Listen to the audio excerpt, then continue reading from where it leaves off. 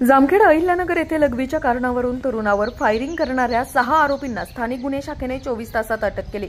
आरोपी प्रभू भालेकर व त्याच्या साथीदारांनी जामखेड येथे फायरिंग करून एक तरुण जखमी केला होता। पोलिसांनी सापळा रचून प्रवरा संगम येथे आरोपींना पकडले। त्यांच्याकडून 2 कार, पिस्टल, 1 जिवंत राऊंड व 2 रिकाम्या पुंगळ्या जप्त करण्यात आल्या। प्रकरणाचा पुढील तपास जामखेड पोलीस करत आहेत।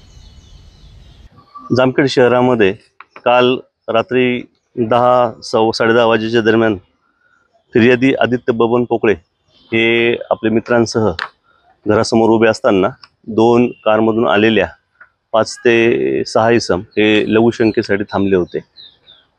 फिर्यादी यांनी त्यांना इथे महिला आहेत, तुम्ही लघुशंकेसाठी थांबू नका असा म्हटल्याचा राग आल्यानंतर त्यांनी फिर्यादी व त्याच्या मित्रांना मारहाण केलेली होती।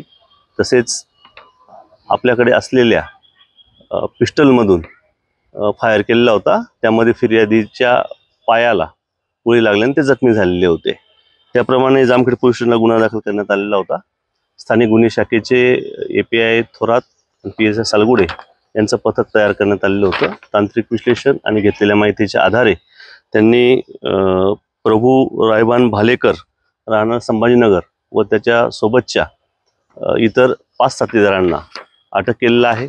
त्यांच्याकडनं 2 वाहनं, 1 पिस्टल, 1 राऊंड व 2 रिकाम्या पुंगळ्या अशा जप्त करण्यात आलेल्या आहेत। अशाच ताज्या आणि महत्त्वपूर्ण घडामोडींसाठी पाहत रहा राष्ट्र सह्याद्री न्यूज। राष्ट्र सह्याद्री न्यूजला लाईक करा, शेअर करा आणि सबस्क्राइब करा।